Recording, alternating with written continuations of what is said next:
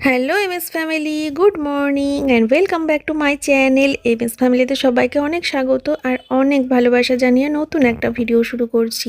আমি এখন সকাল সকাল বসিয়ে দিয়েছি গরম গরম চা। এখন আমরা দুজনে মিলে চা খাবো। আজকে সারাদিন আমি খুব ব্যস্ত থাকবো, মানে কখন শুরু করব সেটাই ভাবছি। প্যাকিংয়ের কাজ রয়েছে, সোমনাথকে অ্যাড্রেস দেওয়ার ব্যাপার রয়েছে। আজকে প্রচুর মাল ডিসপ্যাচ হবে, কারণ বেশ কিছুদিন হয়ে গেছে আমরা ডিসপ্যাচ করতে বসিনি। তো সারা সপ্তাহের মাল জমে গেছে, বুঝতেই পারছো। তো সে কারণে সকাল সকাল চা খেয়ে নিলাম, একটু দুধ চা খেয়ে নিলাম। তারপরে এখন দেখো কত বাসন গোছাতে হবে। এত বাসন কিন্তু হতো না, জানো তো। ওই যে দিদি সকালবেলা, মানে কালকে বিকেলবেলা কাজে আসেনি, কালকে সকালে কাজে এসেছিলো কিন্তু বিকেলে আসেনি। তো তার জন্য ভাবলাম যে রেখে দিয়েছিলাম আর কি, দিদি বলেছিল। তো তার জন্য এখন এই এত বাসন জমে গেছে। তো এখন সেই বাসনগুলো দিদি সব মেজে রেখে দিয়ে চলে গেছে। আমাকে এখন এই বাসনগুলো সব গোছাতে হবে, জায়গার জিনিস জায়গায়। তো চলো, থালাগুলো আগে গুছিয়ে নিই। তারপরে কাপ রয়েছে, আরও প্রচুর বাসন রয়েছে, এগুলো গুছাতে তো বহুত সময় লাগবে। আমার তো দেখেই মাথা ঘুরছে যে এত বাসন আমাকে গোছাতে হবে। তো যাই হোক, এগুলো সব গুছিয়ে তারপরে কিন্তু আজকে কি রান্নাবান্না হবে বলো তো? না, আজকে রান্নাবান্না হবে না।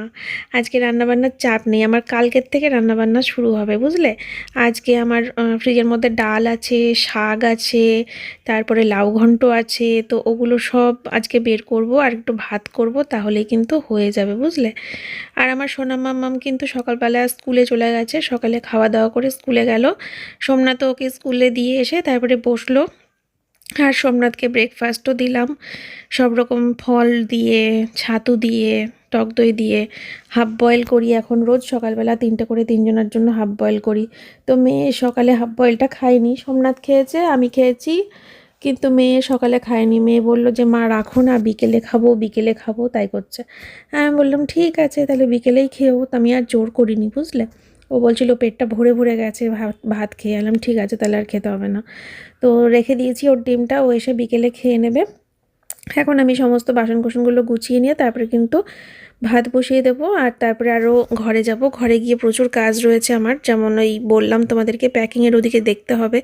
সমস্ত মাল নিয়ে যদি একবার বসে পড়ি না গোছানোর জন্য, মানে অ্যাড্রেস দেওয়ার জন্য, কমপক্ষে 4 থেকে 5 ঘন্টার ব্যাপার রয়েছে। তো সেইটাই ভাবছি কোন টাইমটা করে বসা যায়। আর সেটা আমাকে আজকেই করতে হবে, কালকের জন্য ফেলে রাখলে না হবে না, কারণ কালকে তো রান্না বান্না করব। আজকে না হয় রান্নার থেকে ছুটি, তো ওই জন্য আজকের দিনটাই বেছে নিয়েছি মাল ডিসপ্যাচের কাজে লাগার জন্য। যাই হোক, চলো সঙ্গে থাকো, আমার রান্নাঘরটা গুছিয়ে পরিষ্কার করাটা দেখতে থাকো। আর তারপরে ভাত বসিয়ে দেবো, সেই পর্যন্ত সঙ্গে থাকো, ঠিক আছে? তারপরে আবার আসছি তোমাদের সাথে গপ্প করতে।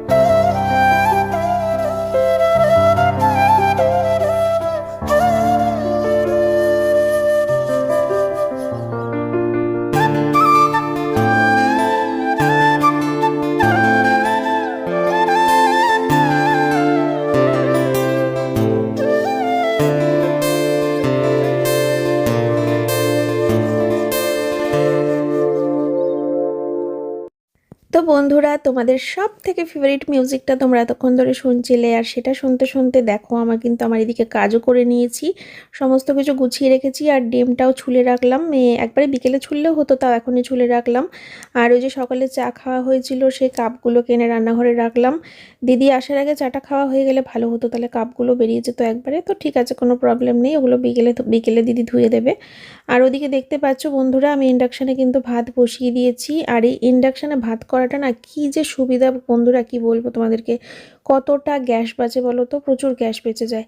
তো এরকমভাবে ইন্ডাকশানে ভাতটা করি, শুধু ভাত না, ডিম সিদ্ধ বলো, চা বলো, টুকিটাকি ম্যাগি বলো, এটা ওটা সিদ্ধ করা বলো, সব কিছু ইন্ডাকশানে করি, যার জন্য গ্যাস গ্যাস এখন আমার 2 মাসের বেশি বোধহয় চলে যায়, 2 মাসের বেশি। ভাবা যায়, সেই গ্যাস আগে আমার 1 মাস যেত, 1.5 মাস যেত, এখন 2 মাসের বেশি যায়। কতটা সাশ্রয় হয় বলো। আর ইন্ডাকশানে রান্না করলে কিন্তু খুব যে কারেন্ট পড়ে, খুব যে কারেন্টের বিল ওঠে এরকম কিন্তু না। যাই হোক, সকালে শুধু চাটা করেছিলাম, তাতেই দেখো আমি কিন্তু এখন ওভেনটা গ্যাসটা মুছে নিচ্ছি ভালো করে পরিষ্কার করে। তখন মনে হয় আমার ইন্ডাকশানে চা করার হ্যাঁ হ্যাঁ, তখন এখানে প্রচুর বাসন ছিল তো ছড়ানো, মেজে রাখা, ওই জন্য তখন ইন্ডাকশানটাকে রাখতে পারিনি। ওই জন্য আমাকে সকালে গ্যাসে চা করতে হয়েছিল, খরচা হলো গ্যাসটা একটু। যাই হোক, তারপরে এখন ভাতটা একদিকে হতে থাকুক, আর আমি ফ্রিজ থেকে বের করে নিই তরকারিগুলো, যেগুলো ফ্রিজে ছিল। আর এটা নিতে নিতে ভাবছি, বাবা এবার ফ্রিজটা ফাঁকা হলো, ফ্রিজের মধ্যে সেই মানে কত খাবার দাবার ছিল এতদিন ধরে, 2 দিন ধরে 3 দিন ধরে শেষ হলো। প্রথম দিনকে মাংস লাউ চিংড়ি শেষ করলাম, তারপরের দিনকে মাছ শেষ হলো, আর আজকে হচ্ছে শাক আর ডাল। তারপরে ফ্রিজটা আজকে পুরোপুরি ফাঁকা হলো। তো শাকটা ডালটা বের করে রাখলাম, এবার পরে হবেক্ষণ রান্নাঘরে, এখন আপাতত আমার কোনো কাজ নেই, ঘরে চললাম। তো বন্ধুরা, ফিরে আসলাম আমি আবার অনেকক্ষণ পর তোমাদের সামনে। এখন হচ্ছে মেয়েকে সোমনাথ স্কুল থেকে আনতে যাবে, তো বুঝতেই পারছো প্রায় 3টে 2:30 মতো বাজে এখন। আর খেয়ে উঠে তারপরে সোমনাথ আনতে যাবে মেয়েকে। তো এখন আমি সোমনাথের ভাত বেড়ে দিচ্ছি। আর তোমরাও আমাকে কমেন্ট করেছো অনেক, দেখেছি যে দিদিভাই তোমার এই ভাত বাড়ার সিনটা আমার খুব ভালো লাগে, কি সুন্দর করে গুছিয়ে বরকে খেতে দাও, খুব ভালো লাগে, এরকম কমেন্ট অনেক পেয়েছি। ওই যে তোমাদেরকে বলেছিলাম না, আমার সারাদিনের মধ্যে সবথেকে ভালো কাজ এটা, মানে প্রিয় কাজ, সবথেকে পছন্দের কাজ। তো যাই হোক, সেটা এখন করছি। তো দেখো, বড়মশাইয়ের থালা নিয়ে নিয়েছি, আর এখানে ফার্স্টে দিলাম হচ্ছে লাউ ঘন্ট, এই বড়ি দিয়ে লাউ ঘন্ট। এই রান্নাটা কিন্তু আমার মা করে নিয়ে এসেছিলো। মা বাড়িতে মনে হয় রান্না করেছিল, তো এই টিফিন কোটে করে নিয়ে এসেছিলো, কালকে নিয়ে এসেছিলো মনে হয়। তো আমি রেখে দিয়েছিলাম ফ্রিজের মধ্যে, যে পরের দিন খাওয়া হবে। রাত্রিবেলা করে তো শাক খেতে নেই, তো সেটাই এখন সোমনাথকে দিয়ে দিলাম। আর আমার জন্য একটুখানি রেখেছি, আমিও অবশ্যই খাবো। আর খুব ভালো হয়েছিল লাউ ঘন্টটা। মা যদি ভিডিওটা দেখে থাকো তাহলে আমি মাকে বলি, লাউ ঘন্টটা হেব্বি হয়েছিল, ঠিক আছে।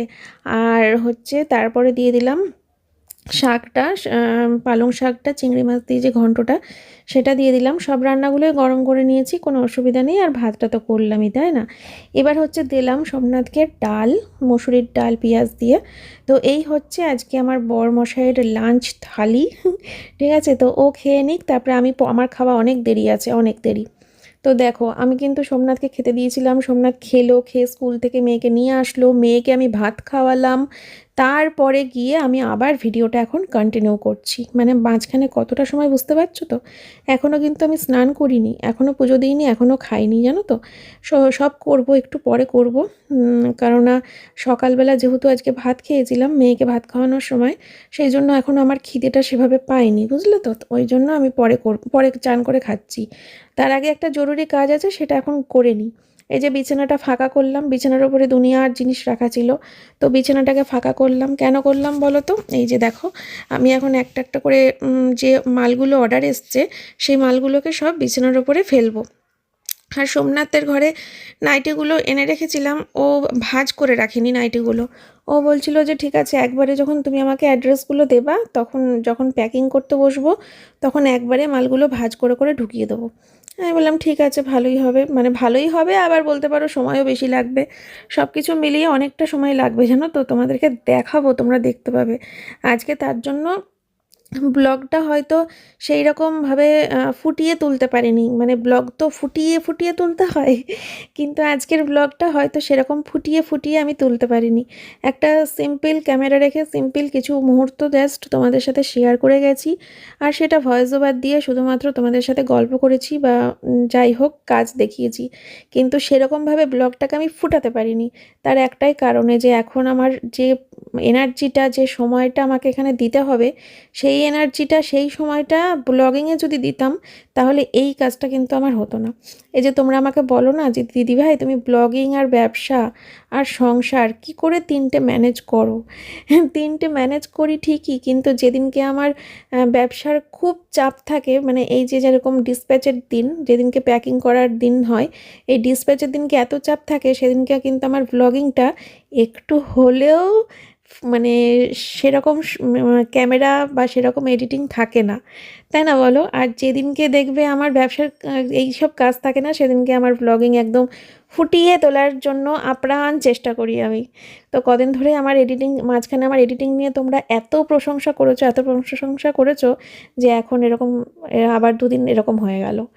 চলো এবার আমি ওই বিছানার উপরে সব মালগুলোকে রাখলাম, রেখে টেখে তারপরে আমি স্নান করেছি, স্নান করে যে পুজো দিয়েছি, পুজো দিয়ে তারপরে আমি ভাত খেয়েছি, ভাত খেয়ে তারপরে এই যে এই যে বসলাম, এখন বাজে ঠিক 4:10 মতো, ঠিক আছে? এই যে বসলাম, আমি উঠবো কটায় জাস্ট তোমরা যখন শুনবে তোমরা অবাক হয়ে যাবে যে দিদিভাই তুমি এতক্ষণ ধরে এই জায়গাটাতে এক টানা বসে কন্টিনিউ কাজ করে গেছো। তো এবার বলো আমি ব্লগিং ব্যবসা কিভাবে সামলাই একা হাতে সব কিছু। কালকে রাত্রিবেলা একটা কমিউনিটি পোস্ট দিয়েছিলাম যে আমি একটা খুশির খবর আছে, তো সে নিয়ে আমি এখন এই মুহূর্তে কিছু বলতে চাই না, সেটা তোমরা ক্রমশ প্রকাশ্য দেখি আমার বরমশাই বলবে না আমি বলবো, আমি নিজেও জানি না, ঠিক আছে? তো যাই হোক, সেইখানে কমেন্টে তোমরা অনেকেই এই কমেন্টটা করেছো যে দিদিভাই তুমি সব কিছু সামলাও কী করে, সামলাতে আর পাচ্ছি কোথায়, এখানে এই একটানা বসে থাকলে ভিডিও তো গোল্লাই যাচ্ছে। যাই হোক, তো এখানে দেখো সমস্ত শাড়ি, প্রচুর শাড়ি, জিমিচু শাড়ি, তারপরে চিকনকারি শাড়ি, তারপরে খাদান শাড়ি, তারপরে যে আমদানি সিল্ক, সবগুলোই অর্ডার এসছে, তার সাথে কত নাইটি সেগুলো তো দেখতেই পাচ্ছ। আর নাইটি নিয়ে খুব অশান্তি হয় জানো তো আমার কাস্টমারদের মধ্যে, আমার ভালো লাগে না। মানে একটা নাইটি সেটা যদি 2-3 জন মিলে চায়, আমি বলে দিই যে আগে পেমেন্ট করেছে তাকে আমার দিতে হবে, কিছু করার নেই, বাকিরা যেন শুনতেই চায় না। সেই মানে না, আমার চাই আমার চাই, আমি নেব আমি নেব, মানে এমন, মানে আমি না বুঝতে পারি না মাঝে মাঝে যে আমি কি করে সামলাবো এদেরকে। তারপরে কি করব বলো, কত ভালো করে মিষ্টি করে সুন্দর করে সোনামনা করে বুঝিয়ে বুঝিয়ে এদেরকে সামলাতে হয়। কি করব আমি কিছু বুঝতে পারি না। মানে আমার কাছে তো একটা বান্ডেলের মধ্যে 5 রকম কালার থাকে, একই ডিজাইনের 5 রকম কালার থাকে। এবার 4-5 জন মিলে যদি একটা কালারের উপরেই বেশি চাপ দেয় তখন হয়ে যায় মাথা খারাপ।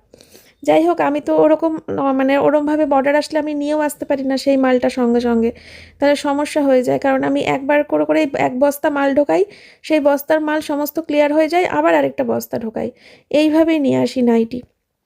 যাই হোক, একটুখানি সময়ের জন্য ব্রেক নিয়েছি, জাস্ট 5 মিনিটের জন্য, কারণ একটু চা খাবো, প্রচণ্ড পরিমাণে মানে মাথা হ্যাং করে যাচ্ছিলো, তাই ভাবলাম একটু রান্নাঘরে যাই, রান্নাঘরে গিয়ে একটু চা করে নিয়ে আসি।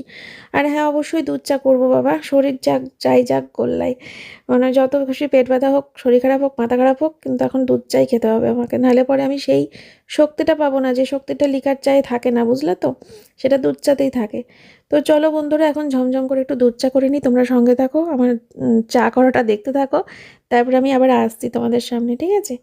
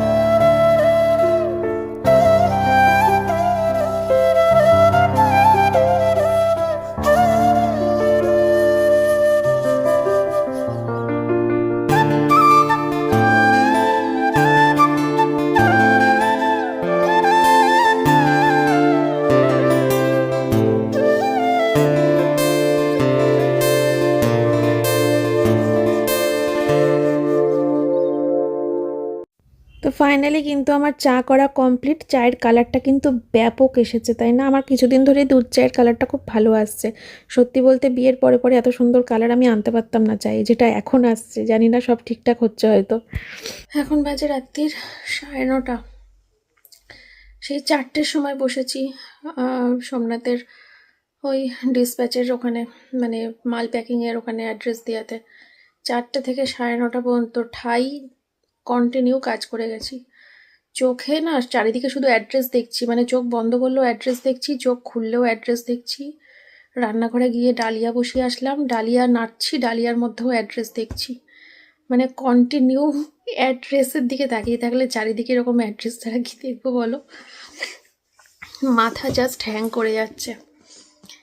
কি করেছি ভিডিও আজকে, তো আমার এডিট করা অসম্ভব ব্যাপার, অসম্ভব ব্যাপার। এডিট করতেই পারবো না। কালকেও সকাল 9টায় ভিডিও যাবে না, একটু বেলার দিক করে যাবে। মেয়েকে স্কুলে পাঠিয়ে তারপরে ধীরে সুস্থে এডিট করে ধীরে সুস্থে ভিডিও পোস্ট করব।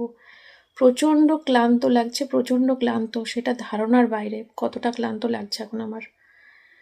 তো সোমনাথের ডালিয়া বসে দিয়েছি, আর আমাদের শুধু ভাত ছিল। তরকারি করার মতো ক্ষমতা বা সময় কিছুই পাইনি। 9:30 বাজে এখন। তো শুয়েও পড়তে হবে, এখন রান্না বসানো অসম্ভব ব্যাপার। একবারে কালকে সকাল থেকে ফ্রেশ রান্না বান্না হবে। কালকে সকালে আগে মেয়েকে স্কুলে পাঠিয়ে নেব, তারপরে ভিডিওটা এডিট করে ভিডিওটা পোস্ট করব, তারপরে সবজি টবজি বানিয়ে একদম সুন্দর করে রান্না বান্না হবে কালকে। অনলাইনে অর্ডার করে দিয়েছিলাম রানাঘাটের শিবা হোটেল থেকে মাংস, এসে গেছে। গরম ভাত আছে, ভাতটা গরম করব, মাংস ভাত খেয়ে শুয়ে পড়ব। আমার প্রচণ্ড মানে হাঁপ লেগে গেছে। যাই হোক, সোমনাথের আরও বেশি কষ্ট হয়েছে, কারণ আমি তো শুধু ওকে অ্যাড্রেস দিয়েছি। ও অ্যাড্রেস বেছে বেছে শাড়িগুলো নাইটিগুলো ওকে দিয়েছি, আর অ্যাড্রেসগুলো বেছে বেছে ওকে দিয়েছি। ও সেগুলো লিখেছে 4টে থেকে 9:30 পর্যন্ত কন্টিনিউ লিখেছে আর প্যাকিং করেছে, লিখেছে আর প্যাকিং করেছে, তার সাথে নাইটি ভাঁজ করা তো আছেই। চলো আমি আসছি পরে, ঠিক আছে? এখন একটু এখনও ফোনে কাজ রয়েছে। এই এতটার সময় আমি আবার নতুন করে কি অর্ডার আসলো না আসলো সেগুলো চেক করা হয়নি। কিছু শাড়ির ভিডিও করে নিয়ে এসেছিলাম, সেগুলো এডিট করে পোস্ট করতে হবে। আজকে করতে পারলে খুবই ভালো, আমি জানি না করে উঠতে পারবো কিনা, খুব চেষ্টা করছি। তোমাদের সাথে আবার পরে আসছি, পরে দেখা করতে আসছি। এই যে বন্ধুরা, ঢেলে নিলাম 4 পিস। লাইটটা অফ করে দেখতে ভালো লাগছে। 4 পিস মাটন 350 টাকা নিয়েছে, ঠিক আছে? শিবা হোটেলের। তোমরাও চাইলে অর্ডার করতে পারো, খুব ভালো করে ওরা মাটন কারিটা। আর এই যে ভাত গরম করার টেকনিক দেখেছো আমার? এই হচ্ছে ভাত গরম করার টেকনিক, ভাত পুরো আগুন হয়ে গেছে। আর এই যে ডালিয়া, এর মতো রয়েছে ভাত। চলো আমরা খেয়ে নিই। খাওয়ার পরে অনেক কাজ রয়েছে, এসব গোছাতে হবে, এসব মুছতে হবে। 10টা 10 বাজে। খাওয়া দাওয়া করে নিয়ে তারপরে এসব কাজগুলো করে তারপরে শোবো। বিছানা টিছানা সব করে নিয়েছি। খাওয়া দাওয়া শেষ করে তারপরে ছোটো ঘরটা গুছিয়ে রান্নাঘর পরিষ্কার করে গ্যাস ট্যাস মুছে তারপরে চোখ মুখ জল দিয়ে ফ্রেশ হয়ে জাস্ট শুয়ে পড়েছি। টিভি চলছে এখনও, মেয়ে এক্ষুনি টিভি বন্ধ করে দেবে, সোমনাথও শুতে চলে আসবে। আজকের ভিডিওটা এখানে এই অবধিই রাখছি। ভালো থেকো, সুস্থ থেকো, টাটা।